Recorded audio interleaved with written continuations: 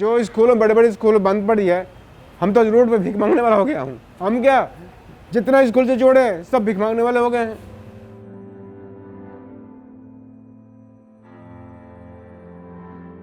लाखों करोड़ का माल कूड़े में जाएगा, फैंसी लाइन ड्रेस का। क्या क्या बनाते हैं आप? जो स्कूल के बच्चे को डांस नहीं होता है, फंक्शन नहीं होता है, कॉस्ट्यूम वगैरह? हाँ जी, उसका मैं A to Z मास्टर आदमी हूँ। आज मेरा मालिक है, आज उसकी मकान बिक गया, फैक्ट्री बंद हो गया, आज किराए पे 8,000 के महीने पे है। आज ये मास्क बनाता हूँ अभी जाकर मैं। मेरा नाम प्रेमलता है, उम्र मेरी 45 साल। आईडी प्रूफ है आपके पास? नहीं, आईडी प्रूफ नहीं है। आईडी प्रूफ बनवाने के लिए गई थी, लेकिन यहाँ पे बोले यहाँ पे भी हम नहीं लिख के दे सकते। यहाँ पे 30-40 लड़के काम कर रहे थे, तो इसके कारण ये लोग बीमारी के कारण ये सारा बंद करना पड़ा इनको। अभी तक भारत में कोरोना की टैली अगर हम देखें, कोविड-19 केसेस की टैली अगर देखें तो 1 लाख के पार हो चुकी है और ऐसे में वैक्सीनेशन प्रोसेस भी स्टार्ट हो चुका है। मैं अभी दिल्ली के राजा गार्डन इलाके में हूँ, जहाँ पे एक रैन बसेरा है, नाइट शेल्टर है, जहाँ पे मैं पहुँची हूँ। यहाँ पे जो है होमलेस लोगों को रखा जाता है, NGOs हेल्प करते हैं। ऐसे में यहाँ पे बहुत सारे बुज़ुर्ग भी हैं जो यहाँ पे रहते हैं। पाया गया है कि यहाँ पे जितने लोग आते हैं वो बिना आईडी प्रूफ के आते हैं। कभी कभी इनके पास कोई आईडी प्रूफ नहीं होता है। गवर्नमेंट की तरफ से निर्देश है कि आधार और पैन को लिंक किया जाए और ये सबके लिए ही एक इम्पॉर्टेंट स्टेप है अपनी आइडेंटिटी को प्रूफ करना। तो ऐसे में ये जो लोग हैं जो यहाँ पे रह रहे हैं, इनके पास जब आईडी प्रूफ नहीं है तो ये कैसे वैक्सीनेशन प्रोसेस के लिए अपने आप को एनरोल कर सकते हैं, एलिजिबल कैसे है और ये लिस्ट कैसे प्रिपेयर होती है, इन तक वैक्सीन पहुँचने का तरीका क्या है और कब तक इन तक वैक्सीन पहुँच जाएगी, यही पता लगाने आज मैं यहाँ पे आई हूँ।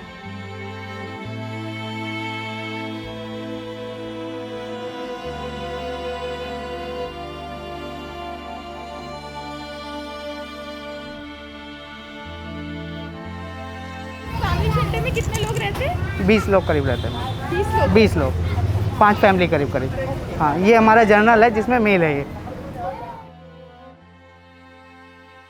कितने लोग हैं यहाँ पे अभी? मेल 40 लोग रहते हैं, लेकिन इस समय आपको 15-20 लोग ही मिलेंगे ये सब। हाँ, एज ग्रुप में मैम मान के चलिए आप 60 अबव भी हैं। हाँ, 18 to 16 अबव हैं इसमें लोग।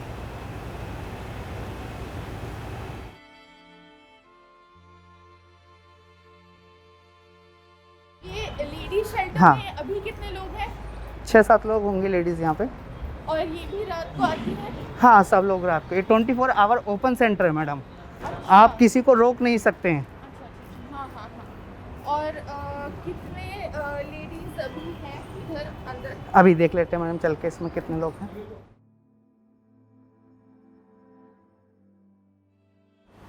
अभी 5, 1, 2, 3 महिलाएं। 3 हैं, 2 बाहर हैं वो। अच्छा। और 5-6 लोग हैं। कैसे पता कैसे मतलब चलता है कि अभी इनके पास आईडी प्रूफ वगैरह है? सबके हाँ, पास? सबके पास नहीं है, लेकिन कुछ लोगों के पास ज़रूर है। अच्छा, मुझे उन्होंने बताया जो अभी 3-4 लोगों के पास ही ऐसे आईडी प्रूफ है। हाँ हाँ। और ज़्यादातर लोगों के पास नहीं है। आईडी प्रूफ में मैम आप अगर ये पूछेंगे कि आधार कार्ड है, आधार। तो आपको मना कर देंगे बहुत से लोग। पर अगर आप बोलोगे एनी आईडी, तो driving licence, voter ID card, PAN card आपको मिलेगा। पर आधार तो मैंडेटरी है। हम खुद बनवाते हैं यहाँ पर और लोगों के बनवाए भी हैं। लेकिन इसमें मैम एक चीज़ ये आती है, जैसे आप आए 2 दिन रहे, आपका आई कार्ड बना, आप चले गए यहाँ से। फिर कोई आ गया 2 दिन 10 दिन रहा चला गया। इस वजह से लोग चेंज होते रहते हैं, बदलते रहते हैं। परमानेंट तो है नहीं और ना ही हम किसी को रोक सकते हैं। मैं सिलाई मास्टर हूँ। मैं फैक्ट्री में रहते थे, जब मेरा फैक्ट्री बंद हो गया मैं यहाँ आ गया। तो रोटी पानी मिल रहा है, इससे बड़ा क्या चाहिए। मैं समझा कि 1-2 दिन के लिए होगा लॉकडाउन, लेकिन मोदी सरकार ने पूरा बेड़ा गर्क कर दिया। आज खुलेगा, कल खुलेगा।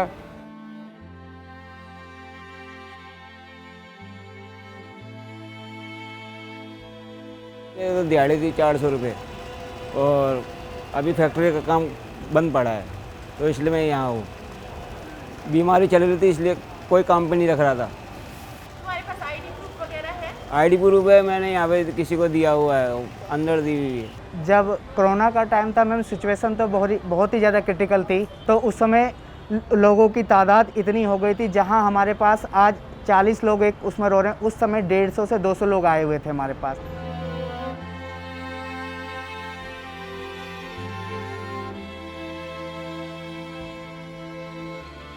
काफ़ी 300-400 बंदे यहाँ डेली प्रोवाइड होते थे, उन्हों का खाना एंट्री करना बहुत प्रॉब्लम आई थी लॉकडाउन में। तो और ऊपर से आदेश दिए जा रहे थे कि 1-1 मीटर की दूरी पे सबको सुलाना है। हमारे पास काफ़ी जगह कम पड़ रही थी उस टाइम पे, बंदे ज़्यादा हो रहे, तो हमने फिर भी मेंटेन किया। पुलिस वालों ने डंडे भी खूब बरसाए यहाँ पे। अब फिर से लॉकडाउन ख़त्म होने के बाद कोरोना के केसेस अभी भी बढ़ रहे हैं। ऐसे में इन लोगों की मदद एनजीओज़ के द्वारा हो रही है। दिल्ली सरकार के द्वारा इनको खाना पीना मिल जाता है, रहने की जगह तो है ही, और रात को जो है यहाँ पे बहुत लोग रहने के लिए आते हैं।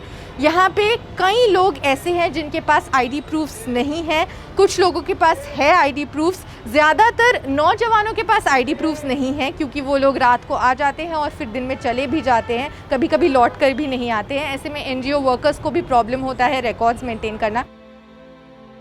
जो हमारे पास आपको बताया कि 40 लोग की कैपेसिटी है, 5 से 7 बजे तक हमें पता लग जाएगा कितने लोग आ चुके हैं जो नॉर्मल डेली वाले हैं और कितने बेड हमारे पास खाली हैं।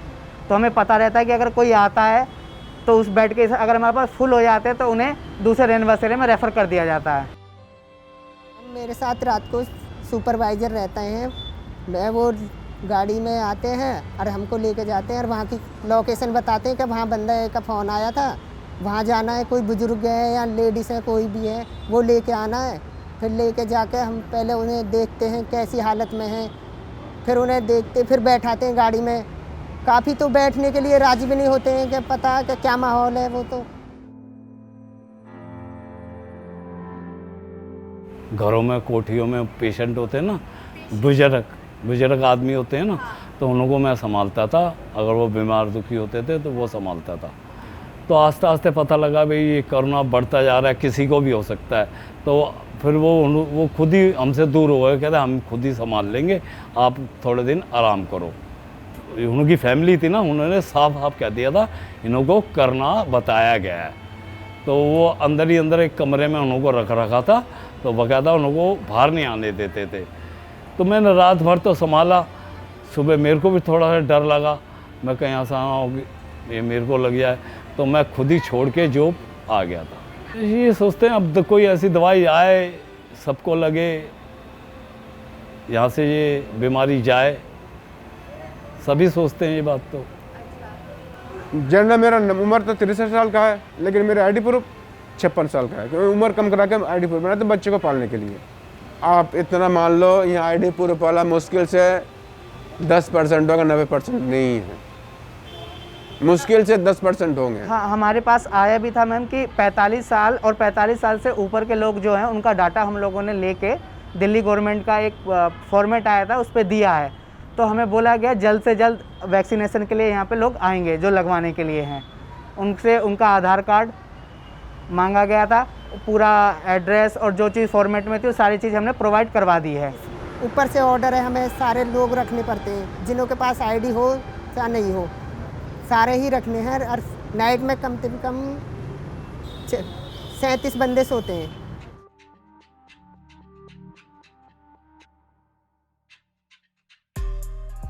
वो पहचान पत्र बन रहे थे, इलेक्शन से पहले बन रहे थे ना, तो बनवाने के लिए गए थे, लेकिन मैं 3-4 बार जाई। वो इधर का एड्रेस और कहीं का दे दे, वहाँ जमा होगा, ऑनलाइन से बनवा लो।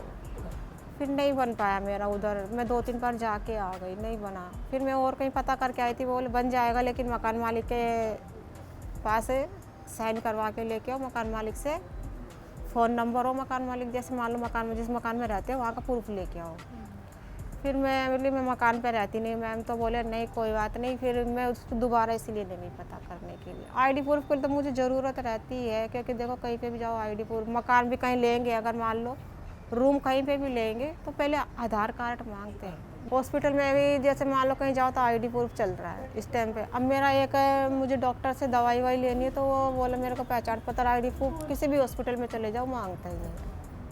हॉस्पिटल में ज़्यादा फ़ोन नंबर और एक आईडी। तो आपके पास नहीं है, फिर आप नहीं है तो फिर ऐसा होता है ना, जैसे मान लो सरकारी के थ्रू हो जाता है ना काम, जैसे उसमें पैसे नहीं लगते हैं, तो फिर बाहर से करवाना पड़ता है, प्राइवेट करवाओ फिर।